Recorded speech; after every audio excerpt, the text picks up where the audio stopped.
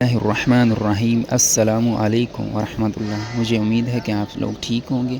اللہ تعالیٰ آپ کو اپنی حفاظت میں رکھے، آمین یا رب العالمین۔ اور جس طرح اللہ تعالیٰ ایک چھوٹے بچے کی حفاظت فرماتا ہے، اسی طرح اللہ تعالیٰ آپ کی اور میری حفاظت فرمائے، آمین یا رب العالمین۔ اور میں اس جگہ پہ ادا کرتا ہوں نبی کریم صلی اللہ علیہ وسلم کے الفاظ، آپ سنیں اور مبارک جگہ کی زیارت کریں، ماشاءاللہ تبارک اللہ۔ وحی کا بیان۔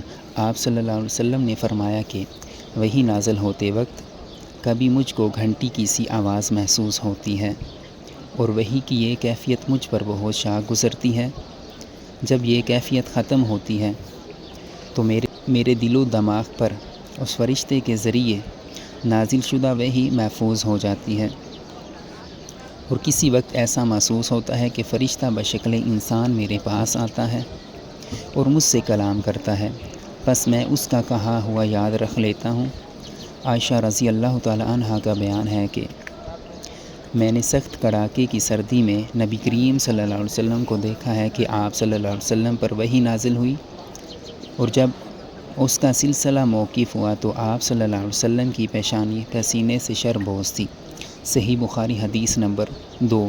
اللہ تعالیٰ ہمیں اسی طرح دین کے کام کرنے کی توفیق عطا فرمائے، اور اللہ تعالیٰ ہمیں اپنی حفاظت میں رکھے، آمین یا رب العالمین۔ ٹھیک ہے، ملتے ہیں انشاءاللہ ایک نئی ویڈیو کے ساتھ۔ اللہ حافظ۔